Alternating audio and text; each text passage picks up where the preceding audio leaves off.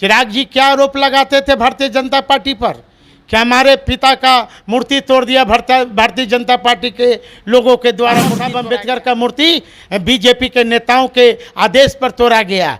तब चिराग पासवान बतावे ना, या चिराग पासवान अपना बयान वापस ले। राम रहीम के नाम पर नहीं चलेगा ये देश, किसी के प्रवचन से नहीं चलेगा ये देश, बाबा साहब के संविधान से चलेगा। जहां विपक्षी दलों की मीटिंग हो रही है वो भी 26 दलों के साथ, तो दूसरी तरफ एनडीए का भी कुनबा जो है बैठक कर रहा है दिल्ली में, वो भी 38 दलों के साथ। इन्हीं सब मुद्दों पर हमारे साथ बातचीत करने के लिए राजद के SC/ST प्रकोष्ठ के अध्यक्ष, प्रदेश अध्यक्ष साधु पासवान जी, इनसे हम बात करेंगे। सर, सबसे पहले स्वागत है आपका। धन्यवाद। सर, ये बताइए कि एक तरफ जहां आप लोग 26 पार्टियां मिलकर के जो गठबंधन आप लोग बनाए हैं, और आप लोग का बैठक बेंगलुरु में हो रहा है और उनका एनडीए का गठबंधन दिल्ली में हो रहा है, वो 38 पार्टियां, लेकिन 26 पार्टियां जो है वो भ्रष्टाचार वाले हैं। भारतीय जनता पार्टी से सवाल मैं पूछना चाहता हूं,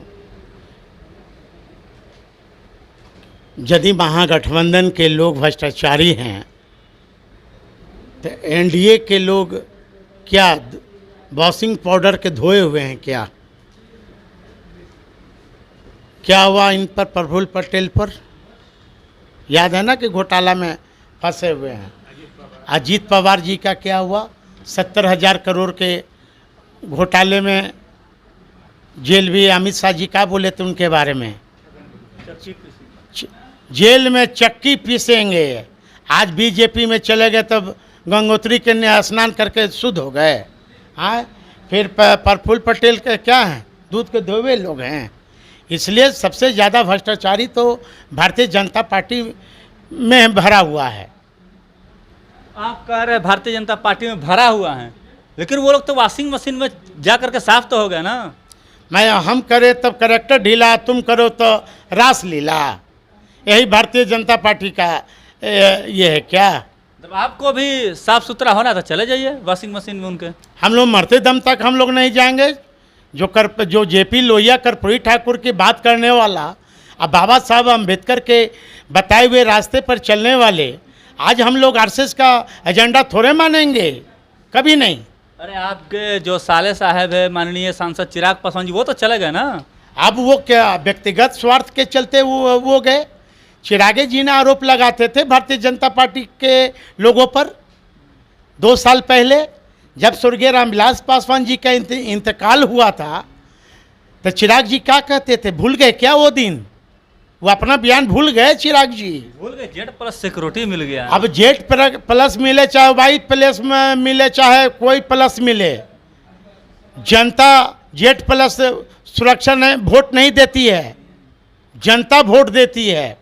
चिराग जी क्या आरोप लगाते थे भारतीय जनता पार्टी पर कि हमारे पिता का मूर्ति तोड़ दिया भारतीय जनता पार्टी के लोगों के द्वारा मूर्ति तोड़ा गया।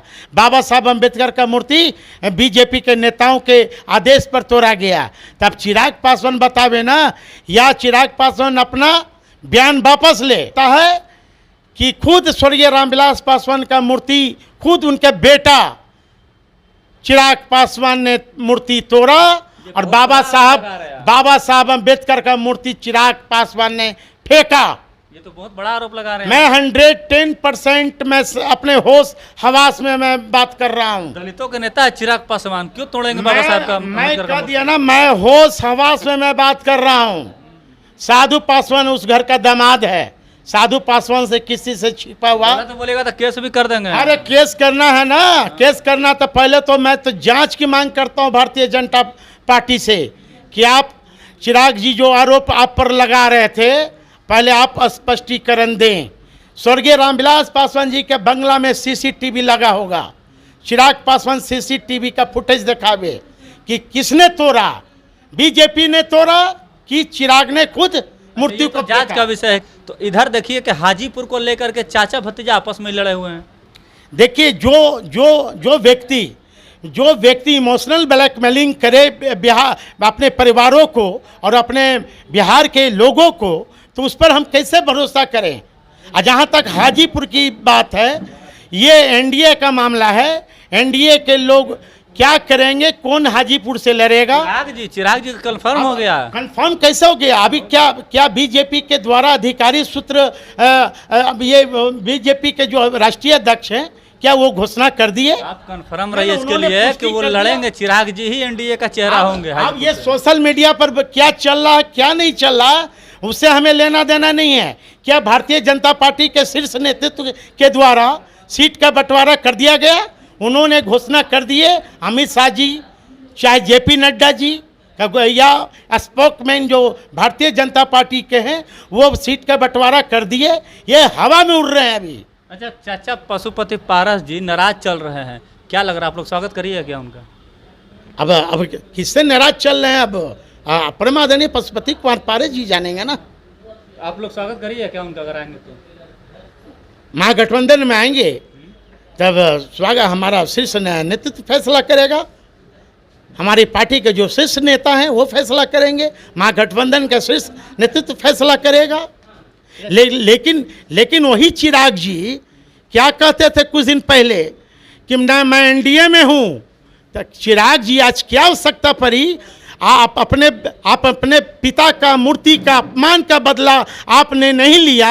आपने जमीर बेचकर और पिता का अपमान सहकर आपने भारतीय जनता पार्टी और आरएसएस के चंगुल में आपने फंसने का काम किया।